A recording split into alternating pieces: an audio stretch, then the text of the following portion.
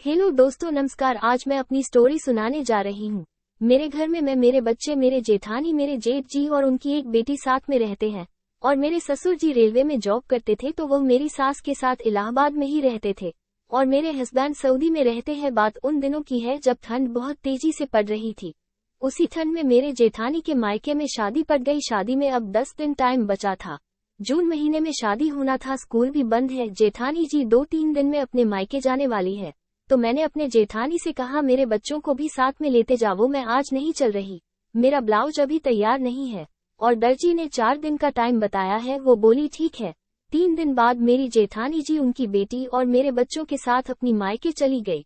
और मेरे जेठ उनके साथ नहीं जा पाए, क्योंकि वो जहाँ पर काम करते हैं वहाँ से उनको छुट्टी नहीं मिला। आपको एक बात बताऊं, मेरे जेठ की बहुत ही अच्छे इंसान है और शर्मीले भी। तो मैंने सोचा 2-3 दिन बाद जेठ जी जब जाएंगे तो उनके साथ मैं भी चली जाऊंगी। जिस दिन हम लोग जाने वाले थे उस दिन बहुत जोर से बारिश हो रही थी। सेठ जी अभी काम से नहीं आए थे। मैंने रात का खाना बना लिया और जेठ जी का इंतजार करने लगी। मैं रूम में बैठकर टीवी देख रही थी ताकि मेरे जेठ जी आए तो उनको खाना खिलाकर मैं सो जाऊं।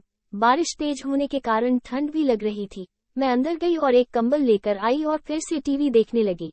अब टीवी में रोमांटिक सीन चल रहा था। ये देखकर मैं भी गर्म होने लगी और कंबल का उठाकर फेंक दिया और मैं अंदर ही अंदर मचल रही थी। अब मैं अपने संतरों को खुद से ही सहलाने लगी और अपनी जागों और पेट पर हाथ फेरने लगी। अब मैं बहुत ही ज्यादा गर्म हो चुकी थी, क्योंकि मेरे पति भी सऊदी अरब में रहते हैं, तो मुझे भी बहुत दिन हो गए थे मैंने भी खुदाई नहीं की थी। और ऊपर से बारिश और ठंड भी हो रही थी। सच बताओ, उस वक्त मेरा मन कर रहा था कि अभी कोई मिल जाए तो खुद वालूं। फिर मैंने अपने आप को कंट्रोल किया। उस दिन मैंने रेड कलर की साड़ी पहनी थी। रात को 8 बजने वाले थे और जेठ जी का भी कम से आने का टाइम हो गया था। थोड़ी देर में दरवाजे का बेल बजी। मैंने दरवाजे पर जाकर दरवाजा खोला तो जेठ जी बाहर खड़े थे। वो बारिश में पूरा भीग चुके थे।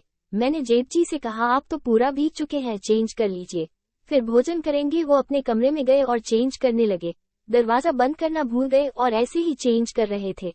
मैंने उनके रूम की तरफ नजर किया तो दरवाजा ना बंद होने के कारण जेठ जी का पप्पू देखकर मेरा मन फिर से मचलने लगा।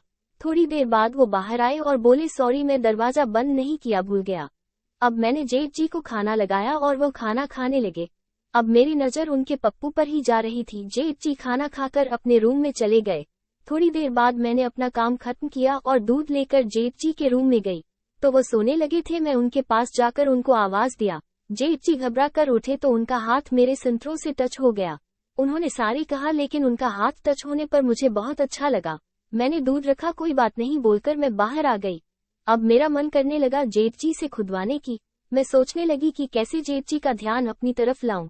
कुछ देर बाद मैं फिर से उनके कमरे की तरफ गई तो देखा कि जेठ जी लैपटॉप में कुछ देख रहे थे। रात को 12 बजने वाले थे। मैं उनके पास गई और उनका लैपटॉप बंद कर दिया और मैंने कहा, आप अभी तक जाग रहे हैं।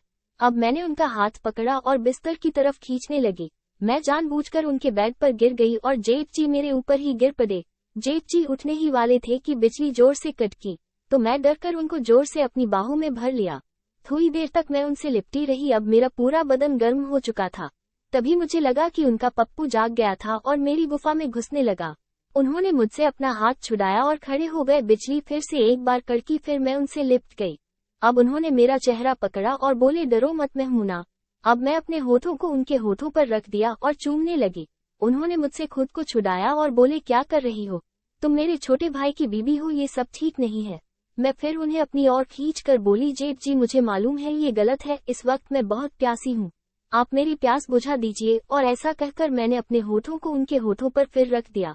अब वो भी मेरा साथ देने लगे। जेठ जी ने 10 मिनट तक मुझे किस किया और फिर उन्होंने अपना पप्पू निकाला और मेरी गुफा पर रख दिया और हल्का सा धक्का मारा तो उनका पप्पू मेरी गुफा के अंदर चला गया। अब जेठ जी धक्के पे धक्का मारने लगे। करीब 10 मिनट के बाद उन्होंने मेरी पोजीशन बदली और मेरी टांग उठाकर अपने कंधे पर रखा और फिर से खोदने लगे। करीब 20 मिनट खोदने के बाद उन्होंने अपना पप्पू बाहर निकाला और वह मेरे साथ में ही लेट गए। उस रात जेठ जी ने मुझे खूब मजा दिया और अब मैं शांत हो चुकी थी। अब कभी कभी जेठ जी मेरे साथ गुफा का खेल खेल लेते हैं।